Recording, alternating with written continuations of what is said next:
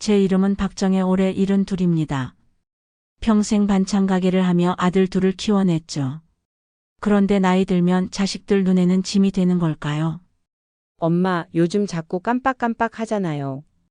혼자 두면 위험해. 그 말에 저는 고개를 끄덕였습니다. 아니, 어쩌면 억지로 끄덕였는지도 모르겠습니다. 그렇게 저는 이 낯선 병원의 문을 넘었습니다. 흰 복도, 소독약 냄새, 마치 숨소리까지 기록되는 듯한 고요함. 그곳에서 제 하루가 다시 시작되었습니다. 병원 생활은 처음엔 낯설었습니다. 아침 일찍 약을 받아오고 정해진 시간에 밥을 먹고 정해진 시간에 운동을 하고 나는 그저 순응하며 하루를 버텼습니다. 그러던 어느 날 구내식당 창가에서 늘 혼자 앉아있는 한 할아버지를 보게 되었죠. 허리가 꼿꼿하고 눈빛이 묘하게 날카로운 분이었습니다.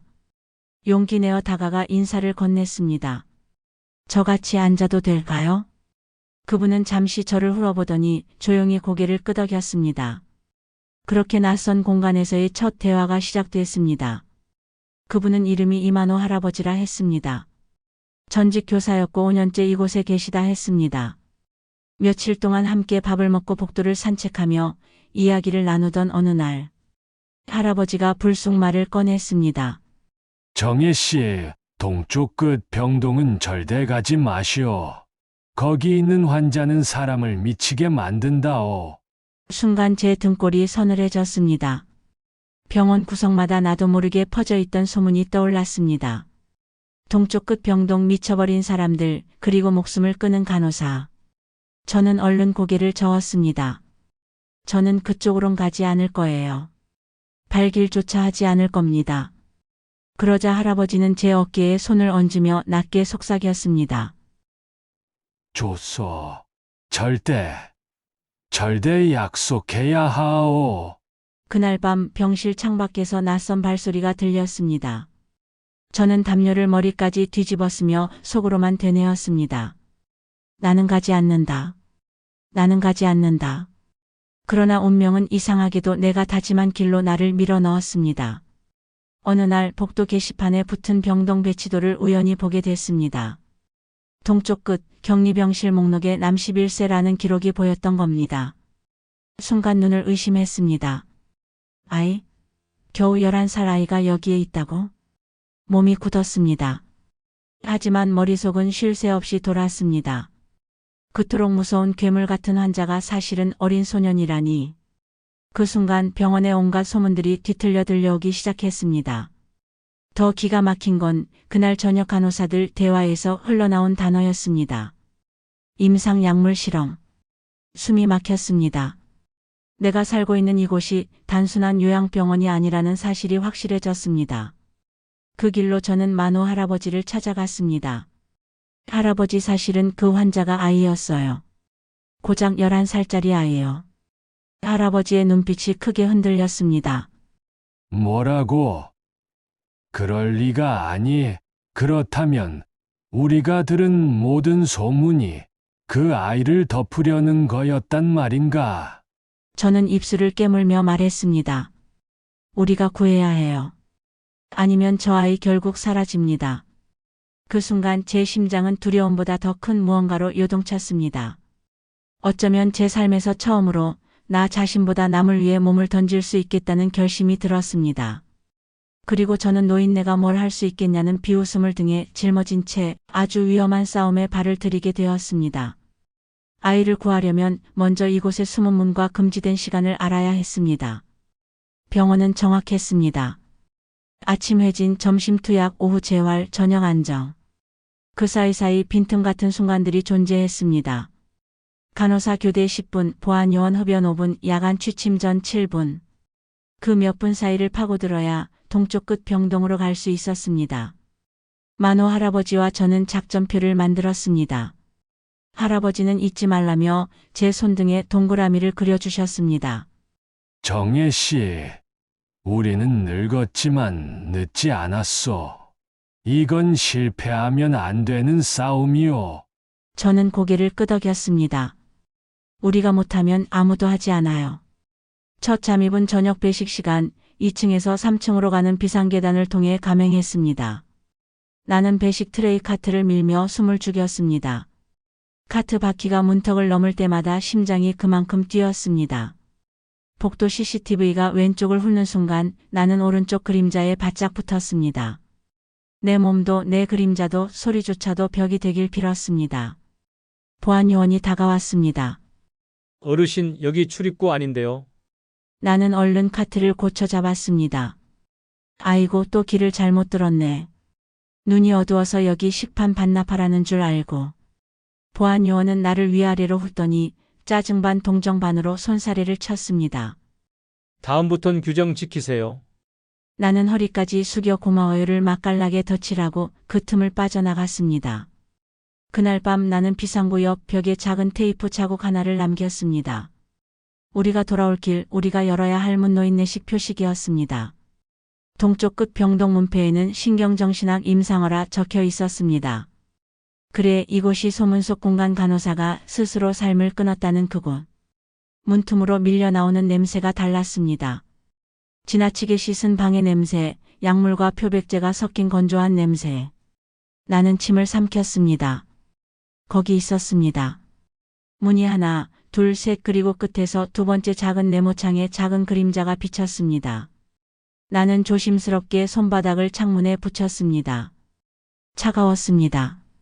얘야. 내 입에서 나온 소리가 내가 낳은 아이를 부르던 옛 목소리와 겹쳐졌습니다. 누구세요? 내가 울면 아이도 울 것 같아 이를 악물었습니다. 나는 할머니야. 잠깐 그냥 얼굴만 보러 왔어. 할머니도 너 또래 손자가 있어. 혹시 아픈 데는 없니? 아이의 얼굴이 희미하게 드러났습니다. 야윈볼 캥한 눈 그리고 굳은 입술. 할머니, 여긴 왜 왔어요? 오면 안 돼요. 선생님들이 싫어해요. 선생님들. 아이의 눈에 박힌 선생님이란 단어에는 공포가 묻어 있었습니다. 나는 조그맣게 웃었습니다. 나는 잊어버리는 게 많아서 길을 잘못 찾아왔어. 근데 너 같은 애는 잊을 수가 없네. 이름이 뭐니? 잠시 망설인 끝에 아이가 속삭였습니다. 윤도현, 11살. 나는 마음속으로 아이의 이름을 3번 외웠습니다. 다시는 잊지 않기 위해. 만호 할아버지는 병동 기록보관실을 열 방법을 찾아오셨습니다. 낡은 키링 하나를 제게 건네며 누군가 떨어뜨린 걸 주었다고 했습니다. 우리는 새벽 청소팀을 따라가듯 발을 맞췄습니다. 임상어 투약일지, 사후경과 비공개, 그리고 얇은 봉투 하나 간호사 이름이 적혀 있었습니다. 그 사람 스스로 생을 끊었다던 그분. 봉투 속에는 짧은 편지가 있었습니다. 손이 떨렸습니다. 이 아이들은 환자가 아닙니다. 우리가 만드는 환자입니다. 밤마다 다른 약이 떨어집니다. 설명은 없습니다. 반응을 기록하라고 합니다. 제가 멈추자고 했을 때 주치의는 제 감정을 지우라 했습니다. 윤도현, 이 아이 겁이 많지만 웃음이 예쁜 아이입니다. 부디 누군가 읽어주세요. 제가 못한 일을 제발. 나는 숨을 들이켰습니다. 종이 냄새가 아니라 이 병원의 죄가 내 폐로 들어오는 느낌이었습니다. 할아버지, 우린 이걸로 충분해요. 경찰에 가요. 할아버지는 고개를 저었습니다. 증언이 필요하오. 살아있는 목소리. 그 아이를 빼내야 진실이 완성돼요. 나는 그제야 알았습니다. 종이보다 중요한 건 아이의 손, 아이의 걸음, 아이의 이름이라는 사실을. 그날 새벽 봉투를 숨겨 나오다가 들킬 뻔했습니다. 보안 요원이 복도 모서리를 꺾어 나왔습니다. 나는 즉시 바닥에 주저앉았습니다. 어르신, 여기서 뭐 하세요? 등이 삐끗했나 봐요. 나이 먹으니 이게 맘대로 안 돼. 잠깐의 침묵. 그의 시선이 내 발치에 떨어진 봉투에 머물렀습니다.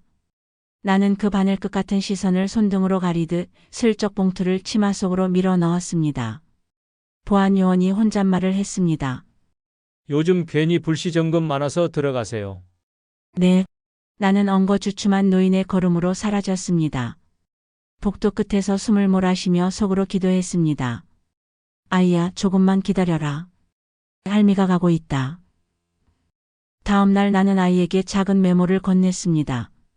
2408. 밤 9시 13분. 문 밑으로 손.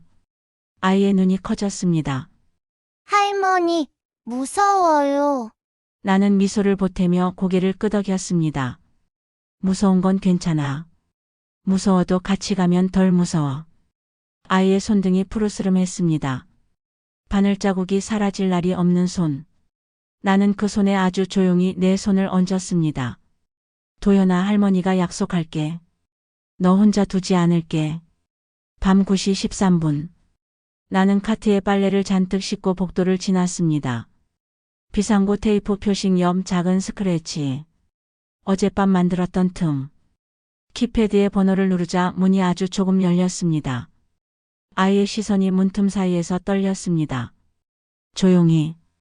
자, 이쪽이야. 아이를 문 사이로 꺼내는 그 몇 초가 내 인생에서 가장 긴 시간으로 늘어났습니다. 우린 빨래 카트 안 시트 사이에 아이를 숨어 앉히고 위에 수건을 덮었습니다. 그리고 천천히, 아주 천천히 밀었습니다. 내 손이 떨리지 않도록, 숨이 떨리지 않도록 나는 내 등을 가위처럼 곧게 세웠습니다. 멈춰보세요. 계단 입구에서 보안 요원이 손바닥을 내밀었습니다. 검사해도 될까요? 끝났다. 한순간 그런 생각이 번개처럼 지나갔습니다. 그러나 나는 오래 살아남은 자의 방식을 꺼냈습니다. 엉뚱하고 끈질기고 악착 같은 방식. 나는 허리를 부여잡고 오버를 했습니다. 아이고 허리야, 젊은 양반, 이 카트 좀 내려주면 안 될까? 2번만 비게. 보안 요원은 잠시 당황하더니 카트 앞을 잡았습니다. 나는 그 짧은 사이 카트 위 수건을 더 구겨 덮었습니다. 어르신 무거운데요. 내 인생보다 무겁겠어. 그는 피식 웃었습니다. 웃음은 경계를 느슨하게 만듭니다. 그걸 나는 안세월이었습니다. 우리는 계단을 내려왔고 복도를 지나 세탁실 옆 작은 문으로 들어갔습니다. 거기엔 만호 할아버지가 기다리고 있었습니다. 아이를 꺼내주자 아이는 떨리는 입술로 속삭였습니다. 고마워요. 나는 그 입술을 손가락으로 잠깐 눌렀습니다. 쉿, 아직 아니야. 우리에겐 증언이 필요해. 세탁실 뒤 창고는 소리가 덜 울렸습니다. 나는 휴대전화 녹음 버튼을 눌렀습니다. 도연아, 내가 본 걸 천천히 말해줄래? 사람 이름 말하지 않아도 돼. 어떤 일이 있었는지 내 말로. 아이는 처음엔 입을 꾹 다물었습니다. 그러다 마치 물이 새듯 말이 흘렀습니다. 밤마다 약이 바뀌었어요. 하얀 알약, 파란 액체, 주사. 맞고 나면 가슴이 뛰고 꿈이 너무 무서워요. 손발이 저려서 움직일 수 없는 날도 많았고 선생님이 괜찮다, 조금만 참자라고 했어요. 그러다 간호사 언니가 울었어요.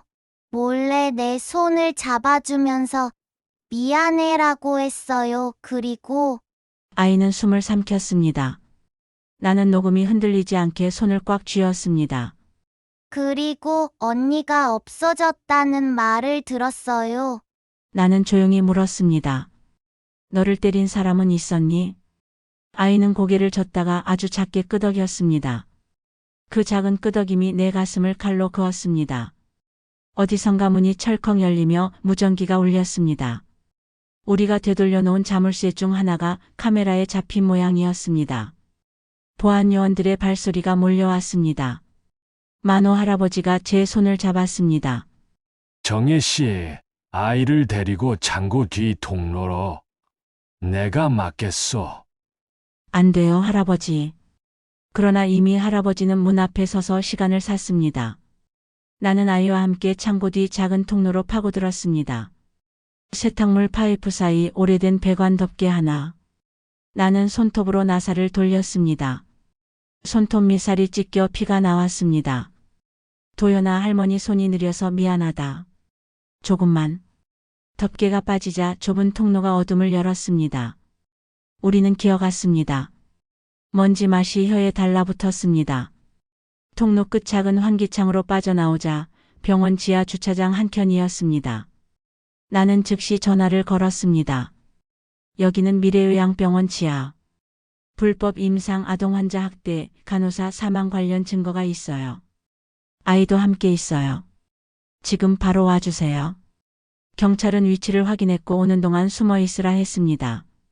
나는 주차 구획선 사이에 아이를 앉히고 내 몸을 펴서 아이를 가렸습니다. 도연이의 손이 내 허리춤을 꽉 잡았습니다. 나는 그 작은 손등을 쓰다듬으며 속삭였습니다. 잘했어. 이제 곧 끝나. 할머니가 약속할게. 경찰차가 들어오는 소리와 함께 건물 안쪽에서 고함이 터졌습니다. 보안 요원들이 지하로 내려오다가 경찰과 마주친 겁니다. 몸싸움 소리, 구호 소리, 전자충격기 작동음. 나는 아이의 눈을 가렸습니다. 괜찮아. 어른들이 싸우는 건 내가 볼 일이 아니야. 경찰이 우리를 발견했습니다. 어르신, 아이부터 우리가 보호합니다. 나는 손을 놓지 않았습니다. 이 아이는 윤도연. 11살. 신경정신학 임상어.